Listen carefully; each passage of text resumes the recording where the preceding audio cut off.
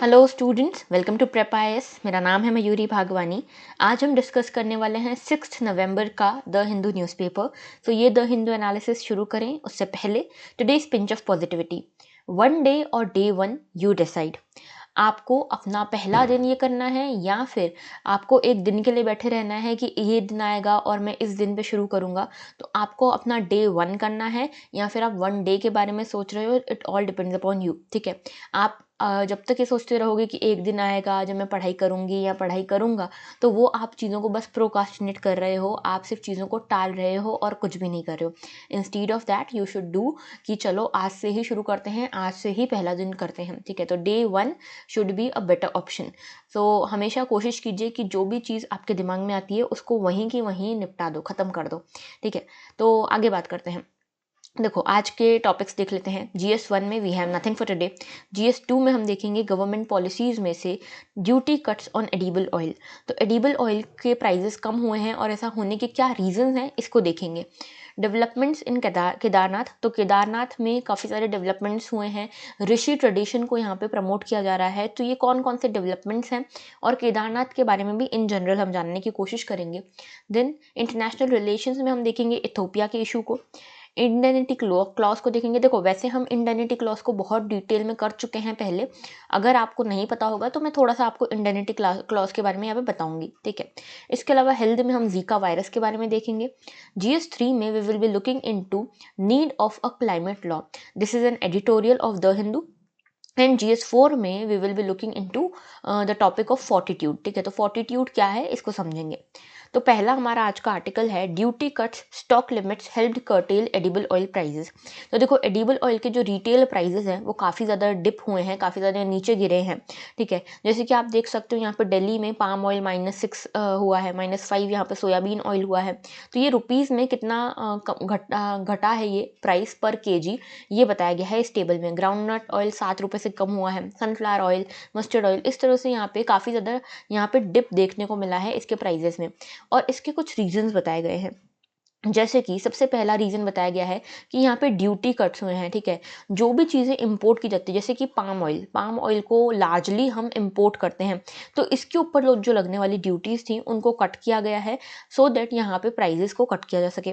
इसके अलावा stock limits को बढ़ाया गया है। ठीक है, जो असेंशियल कमोडिटीज़ प्राइस एक्ट है उसके अंतर्गत उसके अंतर्गत स्टॉक लिमिट को बढ़ाया गया है। ठीक है, अब यहाँ पे आप ज़्यादा स्टॉक रख सकते हो, इसलिए आप ज़्यादा यहाँ पे इसको इकोनॉमी में चला सकते हो एडिबल ऑयल को, और इसीलिए इसके प्राइजेस कम हुए हैं। ठीक है, देखो, कभी भी किसी चीज़ के प्राइजेस कब कम होते हैं? जब उसकी सप्लाई बढ़ जाए डिमांड से। ठीक है, तो डिमांड कम हो जाए, सप्लाई बढ़ जाए, या फिर उसके ऊपर लगने वाले टैक्सेस या ड्यूटीज कम हो जाएं, तब उस चीज़ के प्राइस जो है वो कम हो जाते हैं। ठीक है, तो यहाँ पे एक तो रीज़न ये है कि ड्यूटी कट हुई है। दूसरा चीज़ ये है कि स्टॉक लिमिट को बढ़ाया गया है। तीसरी चीज़ ये है यहाँ पे कि यहाँ पे जो हमारा ग्लोबल प्राइजेस हैं ऑयल के, वो भी कहीं ना कहीं स्टेबलाइज हुए हैं। जैसे ही कोविड पेंडेमिक धीरे धीरे जाने लगा है, इकोनॉमीज रिवाइव करने लगी हैं, ग्लोबली भी इकोनॉमी रिवाइव कर रही है, और यहाँ पे एक स्टेबिलिटी देखने को मिलती है सारे ही प्राइजेस में, ग्लोबल प्राइजेस में, ग्लोबल प्रोडक्ट्स के प्राइजेस में। ऑलराइट, अब देखो यहाँ पे एक और चीज़ जो बात की गई है यहाँ पे, वो है प्रधानमंत्री गरीब कल्याण अन्न योजना के बारे में। तो ये चीज़ कही गई है कि प्रधानमंत्री गरीब कल्याण अन्न योजना, जिसको 2 बार एक्सटेंड किया जा चुका है, अब उसे और एक्सटेंड नहीं किया जाएगा। क्यों? क्योंकि इकोनॉमी अच्छी खासी रिवाइव हो चुकी है। ठीक है, और अब जो ओपन मार्केट सेल्स ऑपरेशंस चल रहे हैं, जो नॉर्मल ऑपरेशंस चल रहे हैं, वो काफ़ी अच्छे चल रहे हैं। ठीक है, तो ये प्रधानमंत्री गरीब कल्याण अन्न योजना जो है, ये 2020 मार्च में लाई गई थी। ठीक है, इसमें क्या होता है कि जो भी बेनिफिशरीज थे नेशनल फूड सिक्योरिटी एक्ट के अंतर्गत, जो भी बेनिफिशरीज आते हैं, लगभग 80 करोड़ बेनिफिशरीज आते हैं, इनको एडिशनल बेनिफिट्स मिले थे। अभी क्या एडिशनल बेनिफिट्स हैं इसको देखो। तो देखो, ये प्रधानमंत्री गरीब कल्याण अन्न योजना जो है, ये कोविड पेंडेमिक के दौरान गवर्नमेंट लाई थी। ठीक है, सिटीजन्स को हेल्प करने के लिए, वेलफेयर करने के लिए। तो ये प्रधानमंत्री गरीब कल्याण पैकेज का ही पार्ट था। अब देखो, ये जो प्रधानमंत्री गरीब कल्याण पैकेज है, ये मिनिस्ट्री ऑफ फाइनेंस लाई थी, और इसमें कई सारी चीज़ें थी। ठीक है, जैसे वन ऑफ देम वाज प्रधानमंत्री गरीब कल्याण अन्न योजना। तो जैसे कि नाम से क्लियर है, this scheme was brought to ensure food security during Covid pandemic. तो फूड सिक्योरिटी को इंश्योर करने के लिए ये स्कीम लाई गई थी और ये पार्ट थी प्रधानमंत्री गरीब कल्याण अन्न पैकेज का, सॉरी गरीब कल्याण पैकेज का। अच्छा, ये स्कीम को ऑपरेट कौन कर रहा था? मिनिस्ट्री ऑफ कंज्यूमर अफेयर्स, ठीक है। ये जो पीडीएस वाली जो मिनिस्ट्री है और जो कंज्यूमर अफेयर्स वाली मिनिस्ट्री है वो इसको ऑपरेट करने का काम करी थी। And this was to help poor fight the battle against कोविड-19, ठीक है। इसको 3 मंथ पीरियड के लिए यहाँ पे अनाउंस किया गया था, ठीक है। 80 करोड़ पीपल यहाँ पे इनको एक्सटेंड की गई थी ये स्कीम, लेकिन इसको 2 बार और एक्सटेंड किया गया था, ठीक है। अब देखो इस स्कीम में होता क्या है, इस स्कीम में क्या होता है, नेशनल फूड सिक्योरिटी एक्ट के अंतर्गत लगभग 80 करोड़ लोग बेनिफिशरीज हैं इंडिया में, ठीक है। ये जो है, ये 80 करोड़ लोग जो एनएफएसए के अंतर्गत बेनिफिशरीज हैं, इनको यूजुअली पब्लिक डिस्ट्रीब्यूशन सिस्टम के अंतर्गत 5 केजी सब्सिडाइज्ड फूड ग्रेन्स मिलते हैं, ठीक है। सब्सिडाइज्ड रेट्स पे फूड ग्रेन्स मिलते हैं, जैसे राइस 1 रुपए की मिल गई, 2 रुपए की मिल गई, इस तरह से वीट 1-2 रुपए की मिल गई पर केजी। तो इस तरह से इनको सब्सिडाइज्ड रेट्स पे फूड ग्रेन्स अवेलेबल कराए जाते हैं गवर्नमेंट के द्वारा अंडर पीडीएस स्कीम। इस स्कीम में क्या किया गया, प्रधानमंत्री गरीब कल्याण अन्न योजना में क्या किया गया, स्कीम यही थी, नेशनल फूड सिक्योरिटी एक्ट के अंतर्गत बेनिफिशरीज भी वही थे, लेकिन इसमें एडिशन कर दिया गया 5 केजीज और यहाँ पे फूड ग्रेन्स दिए जाएंगे फॉर फ्री, ठीक है। इसमें कोई भी आपको रेट पे ही नहीं करना है, सब्सिडाइज्ड भी नहीं और नॉर्मल रेट्स भी नहीं। यहाँ पे ये जो 5 केजी फूड ग्रेन होंगे ये आपको फ्री में दिए जाएंगे और जो शुरू के पहले 5 केजी थे वो आपको सब्सिडाइज रेट्स पे मिल जाएंगे अंडर पीडीएस, ठीक है। तो एक तरह से पीडीएस का ही एक्सटेंशन था, पब्लिक डिस्ट्रीब्यूशन सिस्टम का ही एक्सटेंशन था ये। एक्सपेंडिचर इसका गवर्नमेंट ऑफ इंडिया बियर करने वाली थी, पूरी तरह से गवर्नमेंट ऑफ इंडिया बियर करने वाली थी इसका एक्सपेंडिचर, ठीक है। जैसे फूड सब्सिडी के ऊपर जो भी एक्सपेंडिचर आएगा, जो भी ट्रांसपोर्टेशन से रिगार्डिंग इंट्रास्टेट ट्रांसपोर्टेशन वगैरह का आएगा, ये सब कुछ जो है गवर्नमेंट ऑफ इंडिया इसको पे करने वाली थी रिगार्डिंग दिस प्रधानमंत्री गरीब कल्याण अन्न योजना, और पे किया भी है, करने वाली थी और करा भी है, ठीक है। अब इसमें एक चैलेंज या एक इसका ड्रॉबैक आप ये कह सकते हो कि नेशनल फूड सिक्योरिटी एक्ट में जो बेनिफिशरीज थे वो 2011 सेंसस के ऊपर बेस्ड थे, ठीक है। लेकिन अभी लगभग 11 साल हो गए हैं, ठीक है, 10-11 साल बीत चुके हैं, तो फूड इनसिक्योर पीपल का जो नंबर है दैट मस्ट हैव इंक्रीज्ड, लेकिन हमने उनको फिर भी एनएफएसए में अभी तक शामिल नहीं किया है, इसीलिए प्रधानमंत्री गरीब कल्याण अन्न योजना का भी बेनिफिट उनको नहीं मिल पाया, ठीक है। तो दिस वाज एन ड्रॉबैक। अब देखो नेक्स्ट इशू पे आते हैं, इन पोल बाउंड उत्तराखंड पीएम हेल्स इंडियाज ऋषि ट्रेडिशन। तो देखो केदारनाथ, अगर आप द हिंदू को फॉलो कर रहे हो तो आप रेगुलरली देख रहे होगे एडवर्टाइजमेंट आती है रिगार्डिंग केदारनाथ। तो केदारनाथ में काफ़ी ज़्यादा डेवलपमेंट कर रही है रूलिंग पार्टीज, ठीक है। तो यहाँ पे ऋषि ट्रेडिशन को प्रमोट करने गए हैं हमारे प्रधानमंत्री जी, ठीक है। और यहाँ पे कई सारे डेवलपमेंट प्रोजेक्ट्स लेके आए हैं, जैसे कि यहाँ पे उत्तराखंड में यहाँ पे एक आदि शंकरा का यहाँ स्टैचू अनवील किया गया है, ये देख सकते हो आप। यहाँ पे ये जो मोदी जी जिस स्टैचू के सामने बैठे हैं ये आदि शंकरा का स्टैचू है, और आदि शंकरा को ही क्रेडिट दिया जाता है केदारनाथ टेम्पल को बनाने के लिए, ठीक है।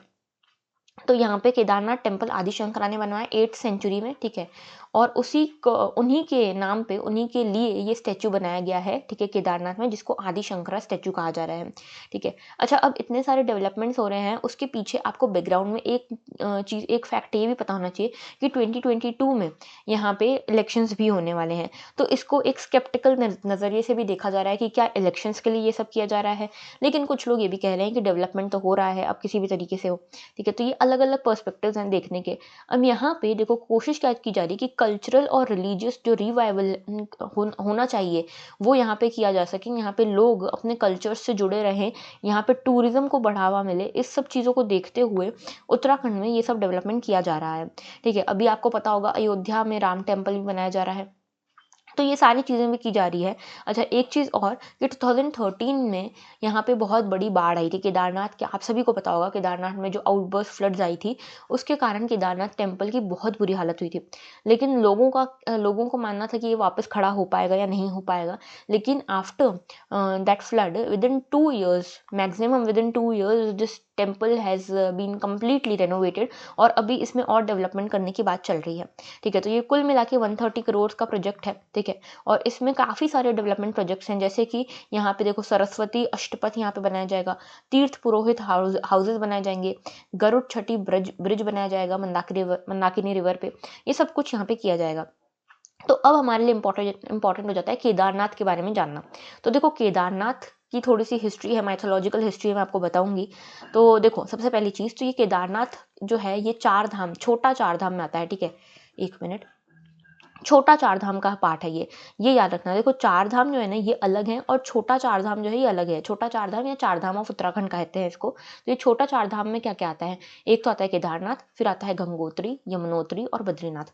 आप इस मैप में देख सकते हो, ये देखो ये है यमुनोत्री, ये जो गॉडेस यमुना को डेडिकेटेड है, ठीक है, ये बंदरपूछ ग्लेशियर से निकलती है।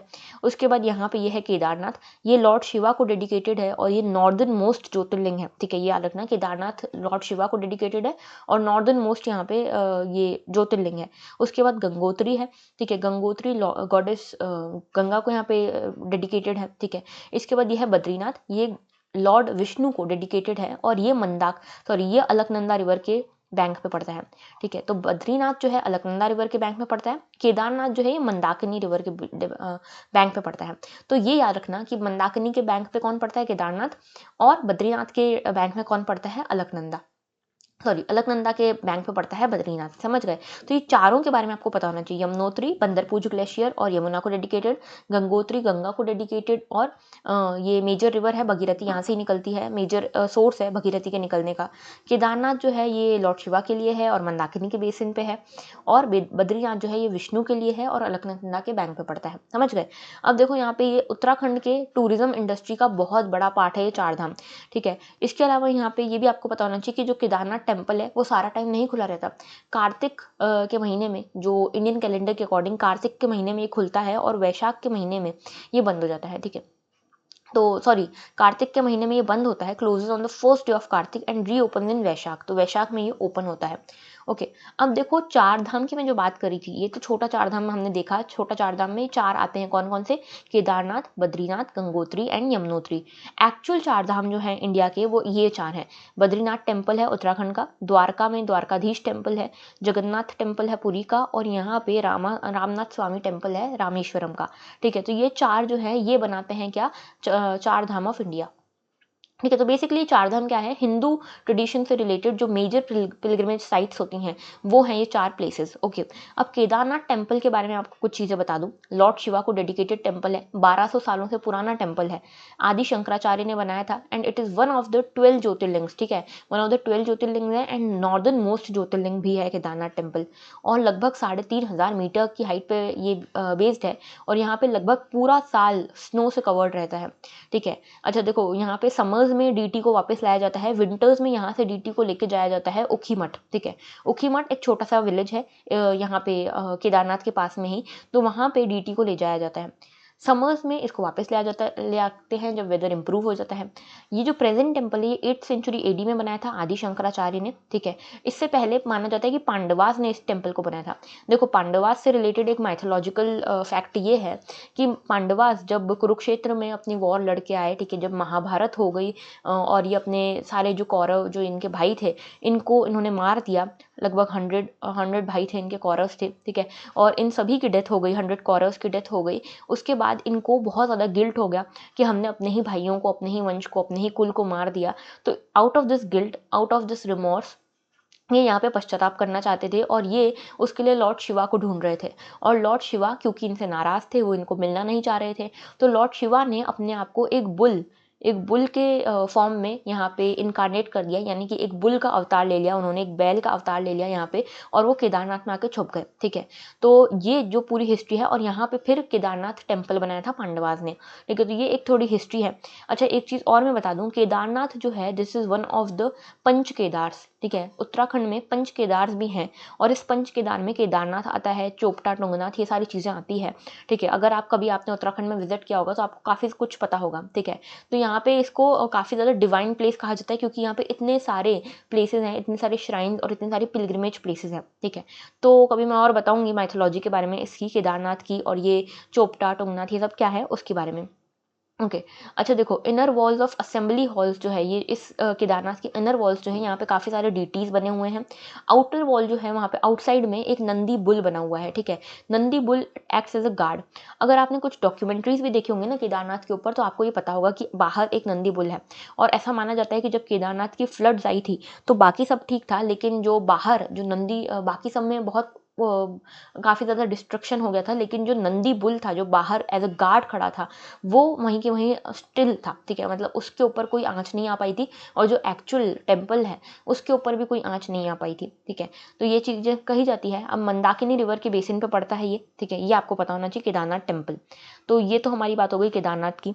अब हम बात करते हैं नेक्स्ट एडिटोरियल की, right time for India to have its own climate law. तो यहाँ पे क्लाइमेट लॉ इंडिया के पास होना चाहिए, ये एडिटोरियल कहता है। तो अब ऐसा क्यों? देखो, एक तो COP26 के बारे में आपको पता होगा कि अभी COP26 UNFCCC की मीटिंग चल रही है, जहाँ पे कहाँ पे चल रही है, ग्लासगो स्कॉटलैंड में।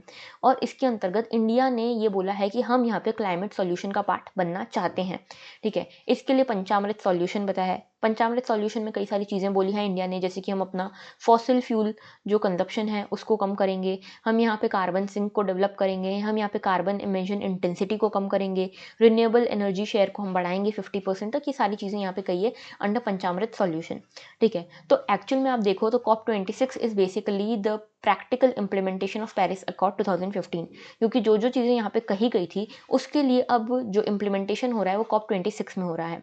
और यहाँ पे ये भी देखा गया कि आफ्टर कोविड पेंडेमिक यहाँ पे हमको ये समझ आया कि जो क्लाइमेट रिलेटेड इश्यूज़ हैं, इन्वायरमेंट रिलेटेड इश्यूज़ हैं, ये हमारे अपने हैं, ठीक है। This are the issues of our personal life, ठीक है। ये कोई ग्लोबल इश्यूज़ नहीं है, ये हमें डायरेक्टली पर्सनल लाइफ पे हमारे इम्पैक्ट करते हैं। तो इसलिए क्लाइमेट चेंज को अब थोड़ा ज़्यादा सीरियसली लिया जा रहा है, ठीक है। अब यहाँ पे हमने क्लाइमेट जस्टिस और क्लाइमेट फंडिंग की भी बात की थी। मैंने आपको बताया था लास्ट लेक्चर्स में कि हम कंटिन्यूसली बोल रहे हैं कि डेवलप्ड कंट्रीज़ जो हैं वो अपना शेयर यहाँ पे $100 बिलियन जो उन्होंने कहा था उसको यहाँ पे मोबिलाइज करें, सो दैट डेवलपिंग कंट्रीज़ यहाँ पे स्मार्ट इंफ्रास्ट्रक्चर, स्मार्ट एग्रीकल्चर और ये क्लाइमेट चेंज रिजिलियंट इंफ्रास्ट्रक्चर को डेवलप कर सकें। तो यहाँ पे आपको ये पता होना चाहिए कि क्लाइमेट जस्टिस के लिए हम कोशिश कर रहे हैं, लेकिन इसके साथ साथ हमें यहाँ पे कोशिश ये भी करनी है कि हम क्लाइमेट हज़ार्ड से अपने आप को बचा सकें, हम यहाँ पे नेशनल अकाउंटेबिलिटी फिक्स कर सकें। और हम ऐसे कैसे कर सकते हैं? हम अगर एक क्लाइमेट लॉ बना लेते हैं, एक प्रॉपर एजेंसी बना लेते हैं जो इम्प्लीमेंटेशन का भी ध्यान रखेगी, तो हम इस अकाउंटेबिलिटी को इंश्योर कर सकते हैं। इसके लिए हमको एक क्लाइमेट लॉ बनाने की ज़रूरत है। ऐसा क्यों? क्योंकि देखो अभी भी काफ़ी सारे लॉज एग्जिस्ट करते हैं एनवायरमेंट से रिलेटेड, क्लाइमेट से रिलेटेड, लेकिन कोई भी लॉ डायरेक्टली क्लाइमेट चेंज को एड्रेस नहीं करता। For example environment protection act है हमारे यहाँ पे, ठीक है। उसके अलावा एक वाटर पोल्यूशन एक्ट है, एयर पोल्यूशन प्रिवेंशन एक्ट है, ये सारे बहुत सारे एक्ट्स हैं, लेकिन इनमें से कुछ भी कोई भी क्लाइमेट चेंज वाली एक्टिविटी को यहाँ पे एड्रेस नहीं करता। फॉर एग्जांपल कोई भी आपको पता हो अगर कोई भी लॉ हमारे देश में क्या साइक्लोन को एड्रेस करता है? नहीं करता है। तो इस तरह के हमको क्लाइमेट चेंज को, जो क्लाइमेट चेंज से रिलेटेड एक्टिविटीज़ हैं उनको देखते हुए एक क्लाइमेट लॉ बनाने की ज़रूरत है। क्या कोई लॉ हमारे यहाँ पे सी लेवल राइज को एड्रेस करता है? कोई भी लॉ नहीं करता, ठीक है। तो इस तरह से हमको यहाँ पे ध्यान रखने की ज़रूरत है। ऑलराइट, इसके अलावा यहाँ पे एक क्लॉज 24 की बात की गई है कि एग्जिस्टिंग लॉज इनएडिक्वेट तो हैं ही, साथ में एग्जिस्टिंग लॉज जो हैं वो सबऑर्डिनेट भी हैं दूसरे लॉज से। क्यों ऐसा कह रहे हैं? क्योंकि एनवायरमेंट प्रोटेक्शन एक्ट, जिसको बहुत स्ट्रॉन्ग लॉ माना जाता है इंडिया में रिगार्डिंग एनवायरमेंट, उसमें भी एक क्लॉज है, clause of effect of other laws. मतलब कि अगर किसी भी चीज़, किसी भी पर्सन को पाया जाता है कि वो एनवायरमेंट प्रोटेक्शन एक्ट के अंतर्गत कुछ वायलेट कर रहा है, तो उसको दूसरे लॉज के अंतर्गत पनिशमेंट मिलेगी। फॉर एग्जाम्पल CRPC, IPC, इन सब के अंतर्गत उसको पनिशमेंट मिलेगी। मतलब जो एनवायरमेंट प्रोटेक्शन एक्ट है वो बाकी लॉज से सबऑर्डिनेट हो गया। अब यहाँ पे देखो हमको ज़रूरत है लॉज की, ये तो पता चल गया। अब हमको कैसा लॉ चाहिए? हमको ऐसा लॉ चाहिए जिसमें अडेप्टेशन, मिटिगेशन और मॉनिटरिंग तीनों हम कर सकें, ठीक है। ऐसा लॉ चाहिए जिसमें टेक्नोलॉजिकल और नेचुरल एलिमेंट साथ में हो। इसका मतलब क्या है? टेक्नोलॉजिकल और नेचुरल। टेक्नोलॉजिकल का मतलब है ऐसा लॉ बनाने की ज़रूरत है जिसमें हम एनर्जी सोर्सेज को अपने डाइवर्सिफाई कर रहे हैं, ठीक है, कार्बन एमिशन को कम करने की कोशिश करें, लेकिन नेचुरल एलिमेंट्स भी हों उसमें, जैसे कि हम यहाँ पे रिस्टोरेशन की कोशिश करें इकोसिस्टम को, यहाँ पे हम कोशिश करें कि नेचुरल हजार्ड्स को हम कम कर सकें, ठीक है, कार्बन सिंक्स यानी कि फॉरेस्ट को हम डेवलप कर सकें, ठीक है। ऐसी कोशिशें भी हमको करनी चाहिए अंडर सच लॉज, ओके। अब यहाँ पे जो क्लाइमेट लॉ है उसकी बात की कि किस तरह का क्लाइमेट लॉ चाहिए। तो सबसे पहले तो इसमें एक प्रोविजन जिसकी बात करते हैं यहाँ पे ऑथर, ठीक है, उसमें ये कहा गया है कि एक कमीशन हमको ज़रूरत है, कमीशन की, जो क्लाइमेट चेंज के बारे में देखे, जो जो क्लाइमेट चेंज के बारे में मॉनिटर करे, मिटिगेशन, एडाप्टेशन सभी भूमिकाएं निभाए। ठीक है, ये बेसिकली क्या करे, ये इम्प्लीमेंटेशन का काम करे, इसके पास सारी पावर्स एंड अथॉरिटीज़ हों for direction, to issue directions, to issue laws, to issue to oversee the implementation of laws, ये सारी चीज़ें ये कर सके। ठीक है, दूसरी चीज़ टेक्निकल कमेटी हमें चाहिए जो कि एक एडवाइजरी कमेटी के तौर पे एक्ट करे। ठीक है, for commission on climate change. तो ये हमें इस तरह से यहाँ पे ज़रूरत है। ये जो टेक्निकल कमेटी होगी ये क्या करेगी, प्राइवेट और पब्लिक दोनों पार्टिसिपेशन यहाँ पे लेकर चलेगी, क्लाइमेट रिलेटेड ऑब्लिगेशंस को फुलफिल करवाएगी। ठीक है, तो इस तरह की यहाँ पे एक आइडिया दिया है यहाँ पे ऑथर ने कि हमें इस तरह के 2 कमीशंस की ज़रूरत है, एक तो क्लाइमेट चेंज के ऊपर जो मेन कमीशन होगा और एक टेक्निकल कमेटी होनी चाहिए। ठीक है, इसके अलावा यहाँ पे ये भी बात करते हैं कि इन तरह की कमिटीज़ की क्या ज़रूरत है, क्योंकि देखो यहाँ पे कई सारी बार देखा जाता है कि एनजीटी, नेशनल ग्रीन ट्रिब्यूनल, कई सारे ऑर्डर्स पास करता है, लेकिन इन ऑर्डर्स का इम्प्लीमेंटेशन नहीं हो पाता। इसके इम्प्लीमेंटेशन के लिए हमें ज़रूरत है कि यहाँ पे ये इस तरह की कमीशंस बनाई जाए और इस तरह के लॉज बनाए जाए। ठीक है, अब देखो यहाँ पे हम बात करते हैं कि हमको कार्बन फुटप्रिंट अच्छा करना है, कार्बन फुटप्रिंट कम करना है, एनर्जी इफिशियंसी बढ़ानी है, लेकिन ये हम बढ़ाएंगे कैसे, क्या इसके लिए कोई स्टैंडर्ड है? तो इसके लिए कोई स्टैंडर्ड नहीं है, इसी के लिए हमको लॉ को एक बनाने की ज़रूरत है, सेटअप करने की ज़रूरत है। दूसरी चीज़ यहाँ पे ये कि हमको हज़ार्ड्स के रिगार्डिंग लायबिलिटी और अकाउंटेबिलिटी को इंश्योर करना है। इसके साथ हमको क्लाइमेट चेंज का जो प्लान है वो बनाने की ज़रूरत है, और सिर्फ बनाना नहीं है, सेटअप नहीं करना है, इसको लीगली एनफोर्स भी कराना है सो दैट अकाउंटेबिलिटी इंश्योर हो पाए। और अकाउंटेबिलिटी की बात मैं क्यों कर रही हूँ, क्योंकि देखो जितने भी अभी आज की डेट में जितने भी यहाँ पे हज़ार्ड्स हो रहे हैं हमारे आसपास, ठीक है, वो देखा जा रहा है उनको हम एक्ट ऑफ गॉड कह के टाल देते हैं, लेकिन अगर हम उसको ध्यान से समझें तो क्या वो सच में एक्ट ऑफ गॉड हैं, क्या हमने उनको कैटलाइज नहीं किया है? तो यहाँ पे काफ़ी ज़्यादा जो हज़ार्ड्स हैं वो ह्यूमन इंड्यूस्ड हज़ार्ड्स हैं। इसीलिए हमें एक ज़रूरत है, एक तो जो legally enforceable climate change plan है, क्लाइमेट एक्शन प्लान है उसकी, और दूसरा एक तो हमें ज़रूरत है यहाँ पे एक क्लाइमेट लॉ की। ठीक है, अब ये एक अर्जेंट मॉरल इम्पेरेटिव बन गया है, क्योंकि क्लाइमेट चेंज अभी तक क्या हो रहा था, क्लाइमेट चेंज इंटरनेशनली ग्लोबली यहाँ पे इम्पैक्ट कर रहा था, धीरे धीरे ये नेशनली इम्पैक्ट करने लगा, धीरे धीरे सोसाइटी में आने लगा, और अब ये पर्सनल लेवल तक आ गया है। ठीक है, ये आपको सीधे यहाँ पे इम्पैक्ट कर सकता है, तो इसीलिए आपको क्लाइमेट चेंज को सीरियसली लेने की ज़रूरत है एट ऑल द पॉइंट्स। ठीक है, तो इसीलिए ये आर्टिकल हमने देख लिया। ठीक है, आगे बात करते हैं। देखो जीका वायरस जो है वो बहुत ज़्यादा दिखा रहा है अपना जो प्रकोप है कानपुर में। तो कानपुर में जो कानपुर है यहाँ पे लगभग 30 से ज़्यादा केसेस रिसेंटली देखने को मिले हैं, अभी 66 प्लस केसेस हो गए हैं। तो जीका वायरस के बारे में देख लेते हैं। Zika virus basically mosquito born disease है, मॉस्कीटो बॉर्न वायरस है, और इसमें कौन सा मॉस्कीटो होता है, एडीज इजिप्टी मॉस्कीटो से इसको ट्रांसमिट किया जाता है, और ये सेम मॉस्कीटो है जो कि डेंगू और चिकनगुनिया भी फैलाता है। तो आप देख रहे होंगे आज के टाइम में डेंगू, जीका, ये सब जो हैं ये बहुत ज़्यादा हाई चल रहे हैं। ठीक है, मतलब बहुत ज़्यादा इनका इम्पैक्ट देखा जा रहा है। क्यों ऐसा, क्योंकि सेम मॉस्कीटो के थ्रू फैलते हैं। तो मॉस्कीटो एक ही है, एडीज इजिप्टा मॉस्कीटो है, जिसके कारण ये सब फैलता है। ठीक है, अब ये जो है जीका नाम इसको मिला है युगांडा के एक फॉरेस्ट से जिसका नाम था जीका। ठीक है, क्योंकि पहली बार यहीं पर जीका वायरस देखा गया था 1947 में। ठीक है, अब देखो इसको कई सारे तरीक़ों से ये फैल जाता है, जैसे कि ये सेक्शुअली भी ट्रांसमिट हो सकता है। ओके, उसके बाद ये प्रेग्नेंट वुमेन में बहुत ज़्यादा इंटेंसिफाई हो सकता है, बर्थ डिफेक्ट्स हो सकते हैं इनमें। इसका एक बर्थ डिफेक्ट का नाम होता है माइक्रोसेफेली। ये माइक्रोसेफेली में क्या होता है कि जो भी बच्चा होता है, जो भी बच्चे का जन्म होता है, उसका जो सिर होता है बहुत छोटा होता है, स्मॉल हेड्स होता है। इसके कारण क्या होता है, काफ़ी ज़्यादा ब्रेन एबनॉर्मलिटीज़ देखने को मिलती है उस बच्चे में। ओके, और इसके कारण क्या होता है, एक और सिंड्रोम होता है जिसका नाम है गुलियन बेयर सिंड्रोम। ये एक तरह से न्यूरोलॉजिकल डिसऑर्डर होता है जो कि उस बच्चे को पैरालाइज कर सकता है फॉर लाइफ। ठीक है, तो ये एक बहुत सीरियस इशू हो जाता है अगर ये प्रेग्नेंट वुमेन में होता है तो। ऑलराइट, अब जीका वायरस से रिगार्डिंग कोई भी ट्रीटमेंट नहीं है हमारे पास, ना ही कोई वैक्सीन है। इसके कुछ इंपॉर्टेंट ट्रीटमेंट्स या कुछ आप बोल सकते हो सिम्प्टोमेटिक ट्रीटमेंट ज़रूर हैं, पर उससे पहले आप देखो कि इसके सिम्टम्स क्या होते हैं। तो देखो headache, conjunctivitis, fever, muscle pain, joint pain, skin rashes, ये सब कुछ इसके सिम्टम्स हैं।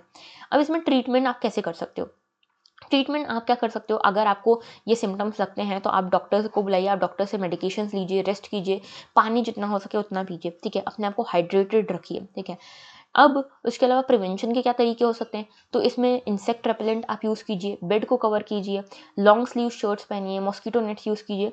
आपको कुल मिला के इस तरह के मॉस्किटोज से बचना है। ठीक है, इसके लिए सोसाइटल लेवल पे या गवर्नमेंट लेवल पे क्या किया जा सकता है, तो यहाँ पे सैनिटाइजेशन प्रोग्राम्स चलाए जा सकते हैं, एंटी लार्वे स्प्रेइंग, ठीक है, स्क्रीनिंग हो सके सीरियसली इल पीपल की, प्रेग्नेंट वुमेन की, और सबसे ज़्यादा जो वल्नरेबल है यहाँ पे प्रेग्नेंट वुमेन है, तो उनके ऊपर ज़्यादा चेक रखने की हमको ज़रूरत है।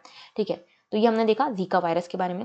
एक ये देख लेते हैं, देखो Ethiopia rebels join for forces against government.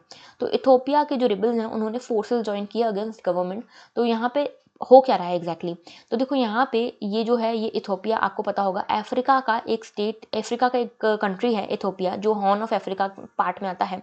ठीक है, यहाँ पे एक नॉर्दर्न मोस्ट रीजन है टिग्रे। ये जो टिग्रे रीजन है यहाँ पे काफ़ी ज़्यादा रिबल्स देखने को मिलते हैं, रिबेलियन देखने को मिल रहा है। देखो यहाँ पे जो कुल मिला के जो इथोपिया है यहाँ पे 10 काइंड ऑफ प्रोविंसेस आप समझ सकते हो, और इनको काफ़ी ज़्यादा ऑटोनॉमी दी गई है। इस ऑटोनॉमी के कारण ही यहाँ पे देखा जा रहा है कि इतना रिबेलियस टाइप का यहाँ पे स्ट्रक्चर चल रहा है। यहाँ पे कई सारी माइनॉरिटीज़ हैं, जिसमें से एक है टिग्रे पीपल, एक है ओमोरोस पीपल। तो अलग अलग यहाँ पे ओरोमो पीपल हैं यहाँ पे। ठीक है, तो यहाँ पे अलग अलग माइनॉरिटीज़ हैं जो कि यहाँ पे बेसिकली पावर ग्रैब करने के लिए कॉन्फ्लिक्ट में चल रही हैं। ठीक है, पावर ग्रैब का पूरा खेल है। और राइट, अब यहाँ पे क्या हुआ कि यहाँ पे जो प्राइम मिनिस्टर हैं जिनका नाम है अबी अहमद, इनको नोबेल प्राइज़ भी मिल चुका है। इन्होंने कुछ ऐसे लिबरल काम किए जो कि जिसके कारण कि ये जो माइनॉरिटी कम्युनिटीज़ हैं ये काफ़ी भड़क गई। ठीक है, जैसे कि एक यहाँ पे मैं आपको पहले मैप दिखाती हूँ। देखो ये आपको मैप दिख रहा होगा, ये मैप यहाँ पे जो आप देख रहे हो ये है ऊपर टिग्रे रीजन, और यहाँ पे जस्ट इसके ऊपर आता है एरिट्रिया। एरिट्रिया एक अलग कंट्री है। एरिट्रिया और इथोपिया के जो टिग्रे लोग हैं, टिग्रे और एरिट्रिया के बीच में काफ़ी ज़्यादा कॉन्फ्लिक्ट देखने को मिलता है। लेकिन यहाँ के जो यहाँ के प्राइम मिनिस्टर प्रेसिडेंट हैं अबी अहमद जो है, इन्होंने यहाँ पे एरिट्रिया के साथ यहाँ पे एक तरह से कॉन्फ्लिक्ट को रिजॉल्व कर लिया है। यहाँ पे बोला है कि हम लोग एक कॉम्प्रोमाइज़ करके अब यहाँ पे पीस इस्टेब्लिश करने की कोशिश करते हैं। तो एरिट्रिया के साथ ये पीस इस्टेब्लिश करने की कोशिश कर रहे हैं इथोपिया की गवर्नमेंट, इसीलिए टिग्रे पीपल और ज़्यादा यहाँ पे भड़क गए हैं, और उनका कहना है कि आप ऐसा कैसे कर सकते हैं। ठीक है, इसके अलावा यहाँ पे और भी काफ़ी सारे मेजर्स लिए गए हैं यहाँ पे इनके द्वारा, गवर्नमेंट के द्वारा। ठीक है, जिसके कारण जैसे कि यहाँ पे जो टिग्रे जो लोग थे यहाँ पे, इन्होंने पहले ये मिलिशिया थे। ठीक है, मिलिशिया हुआ करते थे ये, इन्होंने अपनी एक पार्टी बनाई जिसका नाम है टीपीएलएफ इनका पार्टी का नाम है। ठीक है, इसमें बहुत सारे सीनियर ऑफिशियल्स जो हैं गवर्नमेंट में वो इस पार्टी से आते थे। तो इन्होंने क्या किया, इनके प्राइम मिनिस्टर ने क्या किया कि यहाँ पे जो ऑफिशियल्स इस पार्टी से आते थे उनको हटा दिया। तो इसके कारण भी टिग्रे लोग भड़क गए। तो यहाँ पे कुल मिला के सारी जो भी माइनॉरिटी कम्युनिटीज़ हैं वो भड़की हुई हैं, और उन्होंने यहाँ पे फोर्सेस ज्वाइन कर ली हैं। एक तरह से कोशिश हो रही है यहाँ पे तख्ता पलट की, कू की। ठीक है, तो यहाँ पे ये सारी कोशिशें चल रही है, हालांकि चांसेस कम है लेकिन फिर भी कोशिश काफ़ी चल रही है। तो ये आपको पता होना चाहिए। ठीक है, अब देखो यहाँ पे इसका मैं आपको थोड़ा सा मैप दिखा देती हूँ। तो ये है हमारा इथोपिया। ठीक है, इथोपिया में यहाँ पे एरिट्रिया है, यहाँ पे ये सोमालिया है, ये है जिबूती। ठीक है, तो ये 4 कंट्रीज़, एरिट्रिया, इथोपिया, जिबूती और सोमालिया, ये 4 कंट्रीज़ मिलकर बनाती हैं हॉर्न ऑफ अफ्रीका। अब देखो अगर इथोपिया में कुछ भी सिविल वॉर या फिर कुछ भी रिबेलियस एक्टिविटीज़ होती हैं तो उसका सीधा असर पड़ेगा सबसे पहले तो एरिट्रिया पे, जो इनका कॉन्फ्लिक्ट रिजॉल्व हुआ है वो वापस से हाईलाइट हो जाएगा। दूसरा, ये पूरे हॉर्न ऑफ अफ्रीका रीजन को डिस्टेबलाइज कर देगा ये जो कॉन्फ्लिक्ट है वो। तीसरा ये कि यहाँ पे काफ़ी सारे इस रीजन में, हॉर्न ऑफ अफ्रीका रीजन में काफ़ी सारे यूएस और चाइना के बेसेस हैं, मिलिट्री बेसेस हैं। ठीक है, तो अगर यहाँ पे डिस्टेबलाइजेशन होता है तो इन दोनों कंट्रीज़ में भी डिस्टेबलाइजेशन होगा, और यहाँ पे इनकी मिलिट्री भी फिर शामिल हो जाएगी यहाँ पे। ठीक है, तो ये पूरा ग्लोबल एक तरह से ग्लोबली भी इफेक्ट करेगा ये वाले रीजन में अगर कुछ भी कॉन्फ्लिक्ट होता है तो। ठीक है, तो ये आपको पता होना चाहिए। इसकी थोड़ी सी मैप लोकेशन देख लेना टिग्रे रीजन की। अभी 2020 में अबी अहमद जो है यहाँ पे, इन्होंने यहाँ पे इमरजेंसी डिक्लेयर कर दी थी टिग्रे में because of this kind of rebellion activities. Okay, तो ये हमारा ये हो गया। अब देखो एक छोटा सा इशू देख लो, US jabs still out of reach in India due to indemnity issue. तो देखो यूएस के कुछ जैब हैं जैसे कि जॉनसन एंड जॉनसन का जो वैक्सीन है वो अभी तक भी इंडिया में नहीं आ पा रहा है। ऐसा क्यों? क्योंकि यहाँ पे जो जॉनसन एंड जॉनसन कंपनी है वो इंडेनिटी क्लॉज यहाँ पे क्लेम कर रही है, बोल रही है कि हमको इंडेनिटी क्लॉज दो। अब ये इंडेनिटी क्लॉज क्या है? बेसिकली यहाँ पे जॉनसन एंड जॉनसन कंपनी ये कह रही है कि हम आपको अपनी वैक्सीन देने को तैयार हैं, लेकिन अगर आप अपने सिटीजन्स को ये वैक्सीन देते हो और आपके सिटीजन ये वैक्सीन लगवाते हैं और बाद में कल को उनको कोई साइड इफेक्ट देखने को मिलता है या कुछ भी नुकसान होता है उनकी हेल्थ को, तो उसके लिए वो हमको रिस्पॉन्सिबल नहीं ठहराएंगे। ठीक है, अगर वहाँ पे उनको कुछ भी नुकसान होता है हमारी वैक्सीन लगवाने से तो उसके लिए गवर्नमेंट ऑफ इंडिया रिस्पॉन्सिबल होगी, हम रिस्पॉन्सिबल नहीं होंगे। ये कहा है जॉनसन एंड जॉनसन कंपनी ने और बाकी कुछ और यूएस की वैक्सीनेशन कंपनीज हैं। तो ये है इंडेनिटी क्लॉज जिसमें कि आप एग्जेम्पशन दो। वो कह रही हैं कि आप हमको एग्जेम्पशन दो कि हम यहाँ पे कोई भी कंपनसेशन पे नहीं करेंगे in case of side effects, उसके लिए गवर्नमेंट ऑफ इंडिया रिस्पॉन्सिबल होगी। तो गवर्नमेंट ऑफ इंडिया इसको एक्सेप्ट नहीं करना चाहती। क्यों नहीं एक्सेप्ट करना चाहती? क्योंकि ऐसा करने से हमारा रेवेन्यू लॉस होगा। पहली चीज़। दूसरा, यहाँ पे पब्लिक ट्रस्ट कम हो जाएगा वैक्सीनेशंस में, ठीक है। तीसरा, यहाँ पे फिर बाकी जो वैक्सीनेशन कंपनीज हैं, जो हमारी खुद की डोमेस्टिक वैक्सीनेशन कंपनीज हैं, वो भी बोलेंगे कि हमको भी कंपनसेशन दो। तो इस तरह से काम नहीं हो पाएगा। तो ये छोटी सी चीज़ थी कि आपको इंडेनिटी क्लॉज के बारे में पता होना चाहिए। ऑलराइट, अब देखो ये फोर्टिट्यूड एक टॉपिक है एथिक्स में। आज का एथिक्स डोज ये है, ठीक है। एथिक्स में फोर्टिट्यूड का बेसिक मतलब होता है मॉरल करेज, मॉरल स्ट्रेंथ, ठीक है। आप एडवर्सिटी के टाइम पे, इमोशनल एडवर्सिटी के टाइम पे, इमोशनल पेन के टाइम पे कितना मॉरल स्ट्रेंथ या मॉरल करेज दिखा पा रहे हो, ठीक है। क्योंकि देखो नॉर्मल कंडीशन में करेज दिखाना कोई बड़ी बात नहीं होती, लेकिन पेन के दौरान, एडवर्सिटी के दौरान करेज दिखाना एक बहुत बड़ी बात होती है, ठीक है। Fortitude is firmness of spirit. आपने कुछ ठाना है और आप उसके ऊपर फर्म हो, even during the difficult times, even when you are facing so much of pain, so much of adversities, even then when you are still over your goals, over your ambitions, over your spirit, then it is known as fortitude, ठीक है। ये क्या है basically? It is a willingness to freely go beyond the call of duty, to make sacrifices, to act for convictions. तो आप अपनी call of duty के beyond जाते हो, आप सेक्रीफाइसेस करते हो, आप अपनी कन्विक्शंस को फॉलो करते हो, दैट इज फॉर्टिट्यूड। फॉर एग्जाम्पल, आप जैसे कोई पर्सन है ए, ठीक है, वो यूपीएससी की तैयारी कर रहा है। During Covid he lost some of his relatives, ठीक है, some of his close relatives. फिर भी इतनी एडवर्सिटीज फेस करते हुए, ठीक है, ये सब कुछ फेस करते हुए, इतना पेन फेस करते हुए, इमोशनल लेवल पे ट्रॉमा फेस करते हुए भी this a person is firm over his goal, ठीक है। उसने कई सारे फेलियर्स भी देखे हैं, कई बार प्रीलिम्स फेल हुआ है या फिर कई बार मेंस फेल हुआ है, still he is firm on his goal for cracking UPSC. तो इस चीज़ को कहते हैं फॉर्टिट्यूड, ठीक है। मतलब नॉर्मली अगर आप फर्स्ट अटेम्प्टर, सेकंड अटेम्प्टर हो तो थोड़ा सा करेज होता ही है, ठीक है, उसमें आपको डर लगता नहीं, उतना मॉरल करेज इसमें होने की कोई बात नहीं होती। लेकिन जब आपने कंटिन्यूसली फेलियर्स देखे हैं, जब आपने इमोशनल लेवल पे ट्रॉमा देखा है, फिर भी आप अपनी स्पिरिट पे लगे हुए हो, फिर भी आप पढ़ाई में लगे हुए हो, that is one kind of fortitude. Alright, इस तरह से मॉरल लाइफ में भी हो सकता है। तो you will tell me comment section में अपनी पर्सनल लाइफ से कि आपने कब अपनी लाइफ में फॉर्टिट्यूड एक्सपीरियंस किया, ठीक है। I will be waiting for your comments here. So that was all for today. Thank you for watching and have a very good day.